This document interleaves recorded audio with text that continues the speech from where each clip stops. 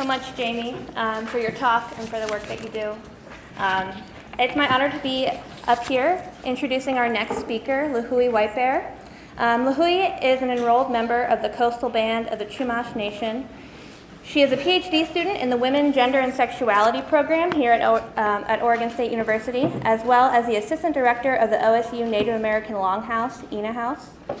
She has received a Bachelor's of Science in Ethnic Studies, another Bachelor's of Science in Anthropology, and a Master's of Arts in Interdisciplinary Studies, with a focus in Women, Gender, and Sexuality Studies, Ethnic Studies, and Queer Studies, all from OSU. Luhui has been fighting the fossil fuel industry since she was in her mother's womb, in various aspects and in multiple native lands. She is a mother, a poet, and Indigenous activist. Her research focuses on Indigenous rhetorics, Indigeneity, and reclaiming Indigenous identity and gender roles, missing and murdered Indigenous women, Indigenous resistance movements, and natural resource protection. Her most recent projects include the incorporation of heteropatriarchy and Native traditions, as well as an intergenerational Indigenous activism. Please join me in welcoming Luhui Whitebear.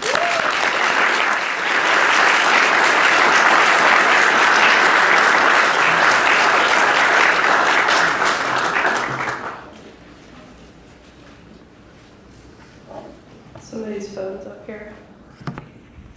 It's recording. Sorry. Trying to be helpful.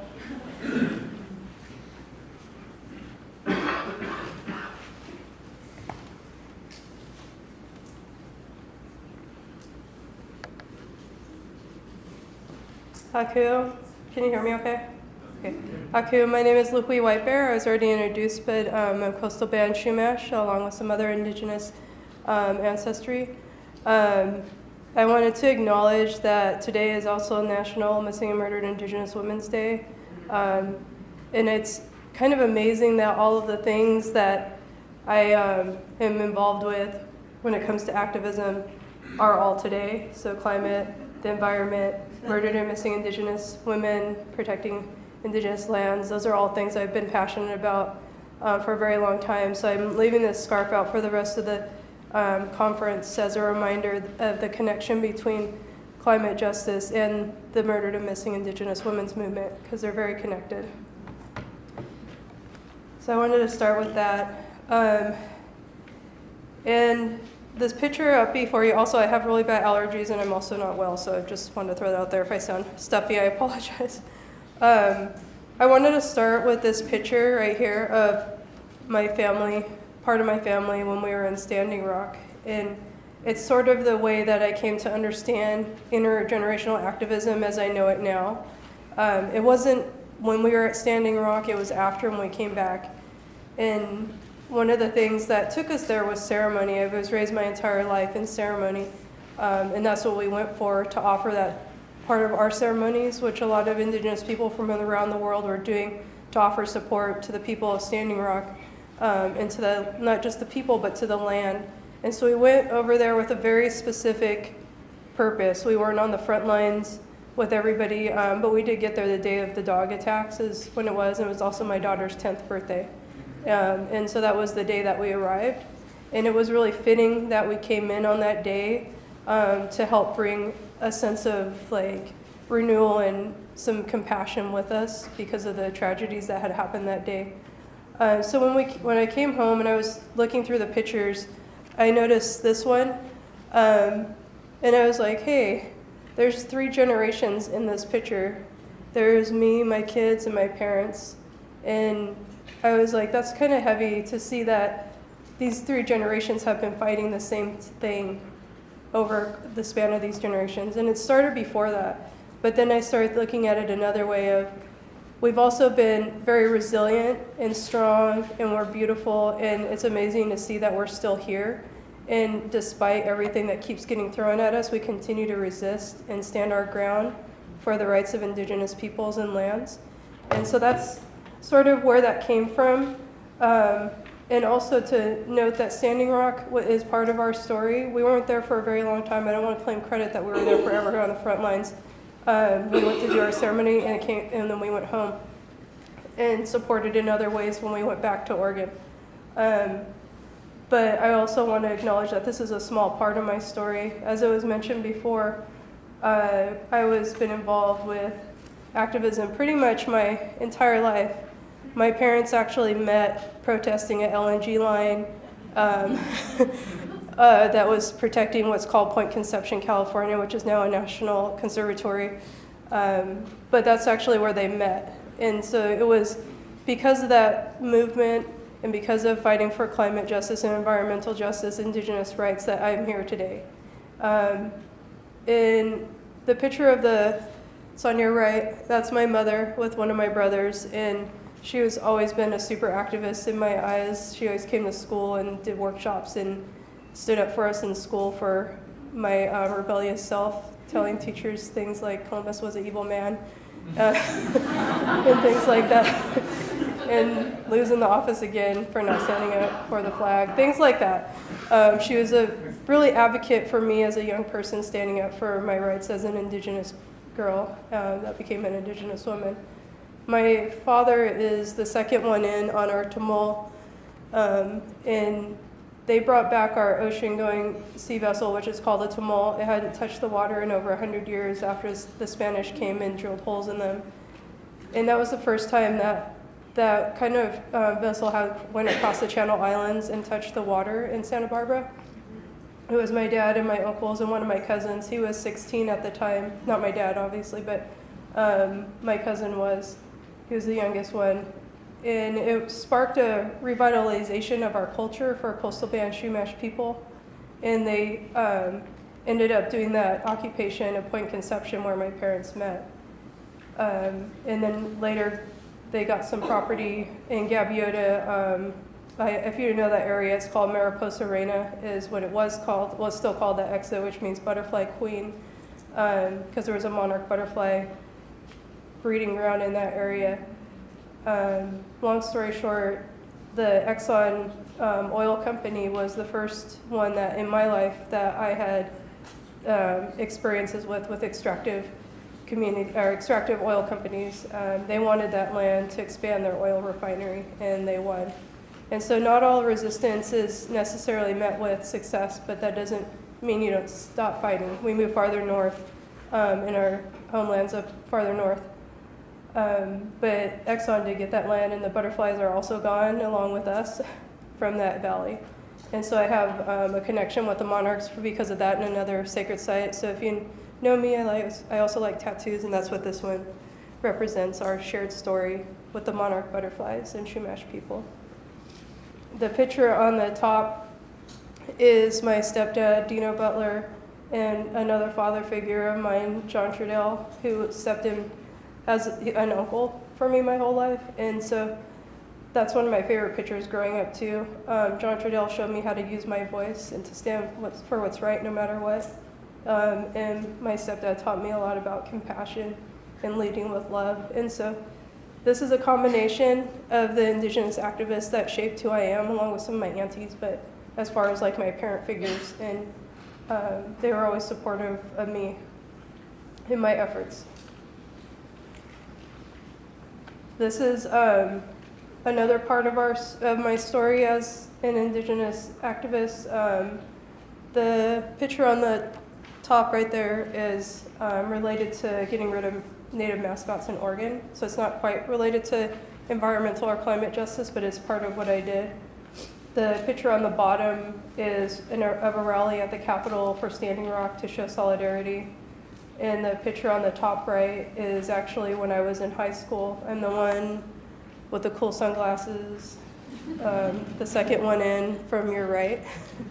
That was back when I was in high school, and we occupied one of our ceremonial areas in the Mount Hood National Forest to try to stop the logging that was going on there. And so there's just these moments in time that I've been involved with a lot of things, and it hasn't just been me or just my peers, it's been with elders. You can see some elders in the back as well, and so it relates back to that story from Standing Rock that I said about intergenerational. And part of the thing with the intergenerational activism is that it's sharing the knowledge back and forth. It's not the youth know everything, the elders don't know everything. It's like, how do we work together and stop creating these separate movements based on age? because when we cut them up like that, it's counterproductive. So like you were saying, I really appreciate what you're saying about throwing it all on the young people, because I think that's like sometimes as activists get older in life and everything, that people get tired. I know I get tired. And we're like, well, there's young folk coming up that can help with the work, but how do we continue to keep that momentum going with each other? And so I also take my kids everywhere with me. Funny story about my youngest child who's holding the mini Wachoni sign. They're so used to going everywhere with me. She told her, they're watching her right now, but she told her sister that she was the last one in my belly, so she should be able to come watch me talk. So she really wanted to be here, but I'm like, I can't handle you running up and down the stairs while I'm talking. But so they're used to going to everything with me, and that's how I grew up too. So it's like showing them with action, involving their voice, involving their action. She picked that sign that was the one that she wanted to carry at that particular rally. I think that one was actually here in Corvallis, the one that the students at the Longhouse organized. And then the picture on the top is not only like the symbolic involvement, but the actual like spiritual and cultural part of Indigenous activism. Those are my older two kids, and they sort of cleared the path. I'm sure a lot of you seen a lot of videos of people going into Standing Rock, and everybody had their own way of doing that. They brought some of our family medicine in to clear the way for the rest of the family. So they were involved with it in that aspect as well. And yeah.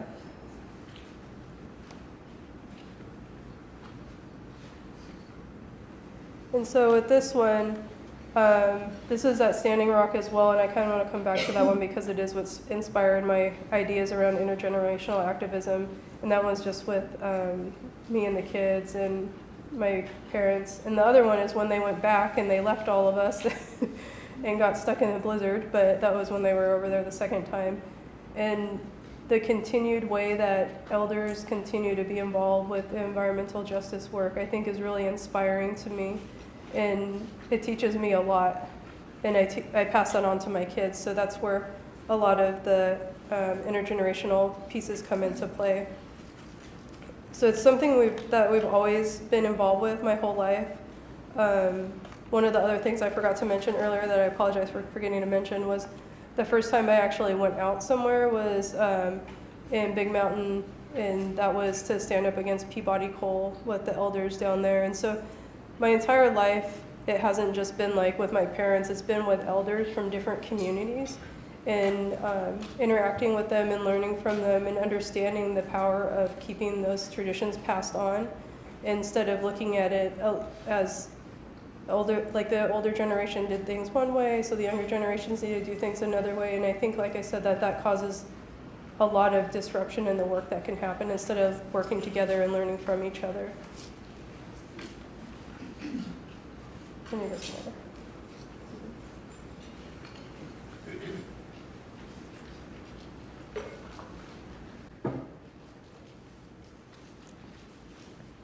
And one of the things that happened this last week, which was really perfect for me actually, was I had a guest speaker. She was she's an Indigenous journalist. Her name is Jacqueline Keeler.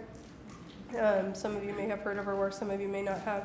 She video called into my native law class, and it was really cool to have her presence there. And one of the things that one of my students asked her was, how do you explain cultural relevance to corporations?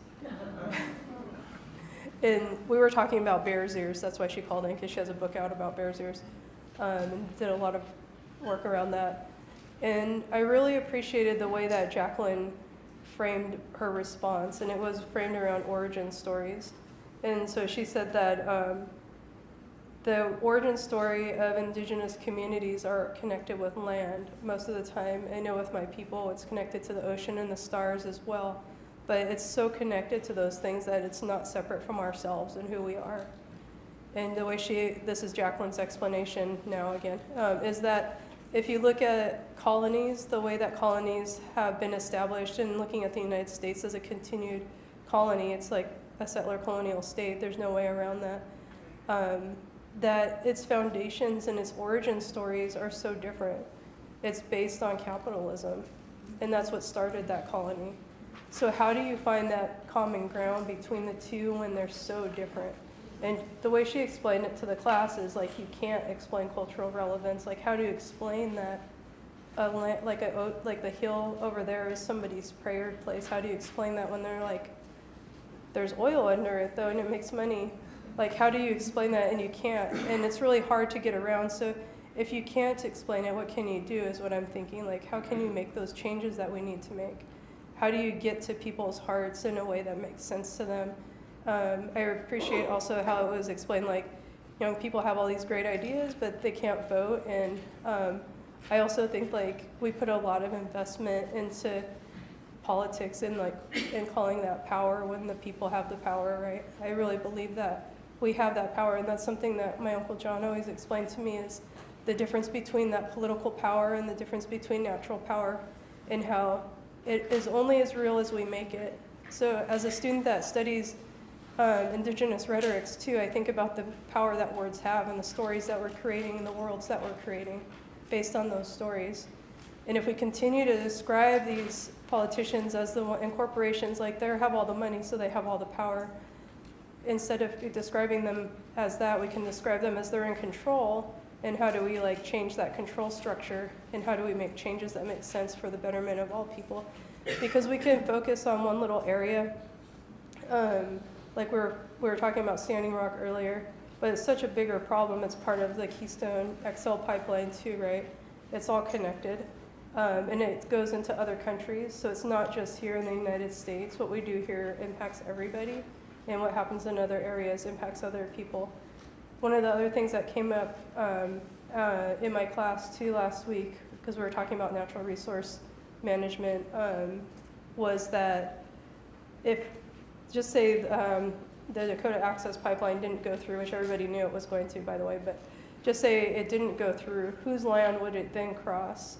And it's the same with the coal mining. If it's not going to happen on this land, whose land is it going to happen in? And I think those are some of the key questions. Like, it is great to celebrate these victories when we are able to stand up against corporations that are very destructive to not only the land but our bodies. But we also have to pay attention to where they shift to next. And so it could be hidden sometimes. Like, we might not know what's happening in another area because they shifted their focus over there. So I think about all those things, and having done environmental work my whole life, I see things continuing to get worse, and it's always disheartening. But I never give up hope that we can create change for the betterment of the future, like thinking ahead to future generations. And I think that one of the things that I wanted to offer to you all is to learn your origin stories. Like Jacqueline was talking about, like we all have origin stories, and what is yours? Wherever you're from, wherever your people are from, has an origin story. And it's probably connected to land in some aspect. And it may come from different lands than we're on right now, and that's okay, because I think sometimes people are like, get really fixated on, it's not okay to say that your ancestors are from different lands and you have a connection to Earth somewhere. And it's okay to say that. And how do you operate from that place when you do learn what those connections are based on those origin stories of your peoples? What are those original instructions on how to care for the earth? And how do you act upon those and live your life in a way that reflects it? And how do you operate in that place too in your work towards climate justice and pass it on to future generations? Because that's basically what we have left is our future generations. And those are my main thoughts for you all today. Is just to listen to the stories, not just the indigenous stories from here, because I think a lot of times that it gets put, not just like it gets put on the youth, it gets put on like indigenous folk to figure out the answers, when we've been saying basically the same thing all along, is like respect the earth. Stop exploiting the earth and things will be a lot better. But that's been said for lots of generations now. So just to keep that in mind, that a lot of times too, people will shy away, non-indigenous folks, from standing up for indigenous issues because they feel like they're overstepping boundaries. But you can do this kind of work, environmental justice type work, and collaboration with tribal communities and indigenous communities by just asking, like, how can I help and what can I do? And if we think about what they're telling you, just to take it seriously, right? Like if they say don't do this, then don't do it, instead of going against it. But Native people, because of genocide, that's not a secret, I hope, in this room, that happened in this country to form this country, that Native people only make up about 2% of the population. And so it's not enough people to make huge shifts with government policy. We need everybody's help in order to do that. And I don't mean to make it sound like Native folk are like, we need everybody's help, but we do actually need, all of us need each other's help is what it is. It's not just Native people, it's all people. Need each other's help to uplift each other and keep moving forward to help bring the balance back to this world, because I don't think it's about creating a new world. I think it's about bringing balance back. And I really want you to think about that origin story thing. Maybe you'll go back and look that up, like what are my people's origin stories, and learn how to live by them and see how that can impact how we walk with the earth. So I'm gonna go ahead and end just a couple minutes early with that, and thank you so much for your time and for being here.